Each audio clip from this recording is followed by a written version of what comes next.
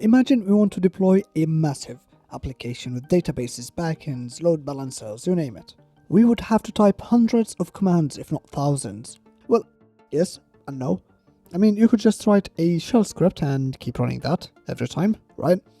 Sure, that's a very valid approach, but guess what? When you install Ansible, it comes with an entire army of tools. Ansible Playbook, Ansible Galaxy, Ansible Doc, Ansible Vault, and more. With one of these tools that I just mentioned, Ansible Playbook, we can just write a fancy YAML file instead of an ugly, hard to maintain shell script. Then it uses that file to execute the functions using the Ansible tool. Let's see an example. The YAML file will look like this. It contains a list of what the Ansible Playbook tool calls plays. Here we have play 1 and here we have play 2. Let's investigate the first play. The data at this indentation level corresponds to the Ansible Playbook tool. It tells the Ansible Playbook to target the boss server and do not become the root user after SSH. To gather the server data, define an additional extra cool variable, and finally it contains the tasks to be run on the target machines, the boss server in this case in the first play. By tasks I mean functions, commands, modules. The Ansible Playbook runs things from top to bottom, so it will start by running the first play, which contains two tasks. First is using the shell function to echo a comment, and the second one is using the copy function. Notice the weird curly braces, that's how we refer a variable. For example, here we use the value stored in the Ansible user dir variable. In shell script and PHP, for instance, we use the $sign. Here, on the other hand, we use the double curly braces. We can also put loops and if conditions inside the curly braces, but that is an advanced topic and out of this video scope. But where did we define that variable? We are using it, but we didn't define it. How? Well, remember this setting, the gather facts? It gathers the server's data and defines tons of variables for us to use under the hood. Anyway, the Ansible Playbook uses the Ansible setup during the gather facts phase. After the first play is done, the second one starts. And this one doesn't do much, to be honest. It just prints Mohido tech. Let's try the playbook now. To run the playbook, just pass the YAML file to the Ansible Playbook tool. And since we are using the become true setting in the second task, we must add the become password variable. Again, Ansible doesn't know the root password, so we must pass it as a variable to the Ansible Playbook tool. Now we got a few more points on playbooks and we wrap this section up. First, we can import tasks with the import or include tasks setting. For instance, I'm going to put the tasks of the first play in a separate file called firstplaytasks.yaml. Then edit the main YAML file to import the tasks. To prove that nothing changed, let's run the YAML file again and we get a successful output.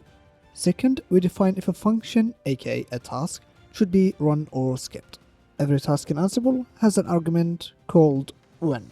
This argument can be either true or false. If true, the task is run, otherwise it is skipped. For example, let's skip the echo Mohido task of the second play.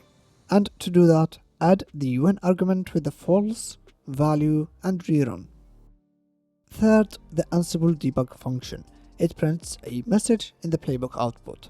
To demonstrate it, let's add a new task with a debug function, and it takes a message as an argument. Let's output the extra cool var we defined in the first play. Again, to refer a variable, put it in double curly braces. Rerun the playbook and we see the debug function printing the extra cool var. Fourth, we can add additional variables in the inventory file or the target file and then use them in the playbook. For example, in the target file, let's add my variable and make it equal to 123. We will add it beside the boss server. Adding it beside each server means this variable belongs to this server. Now when we run the Ansible playbook, it extracts all the variables from the targets file and put them in a variable called host vars. Here I have defined a playbook with the printing task. And as you can see in this task, we are printing the my variable, which is inside the boss server, which is inside the host vars. If you're familiar with Python, this host vars is literally a Python dictionary.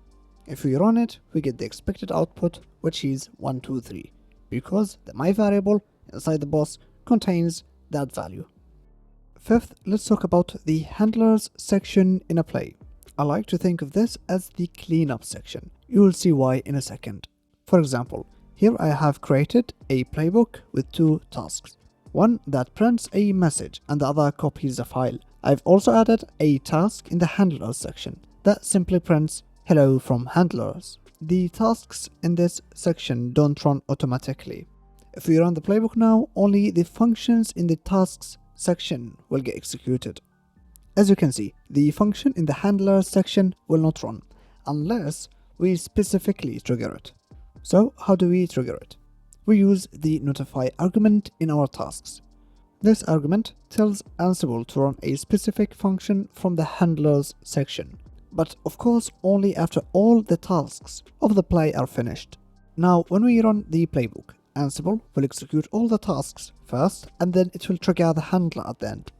And as you can see, the message hello from handler is printed last. Before running, they wait until all the tasks are finished, which makes them perfect for tasks like cleaning up the server. Now the brief overview about the Ansible Playbook comes to an end. But don't worry, because we are going to use the Ansible Playbooks extensively in the hands-on section by deploying a Kubernetes cluster from scratch using Ansible.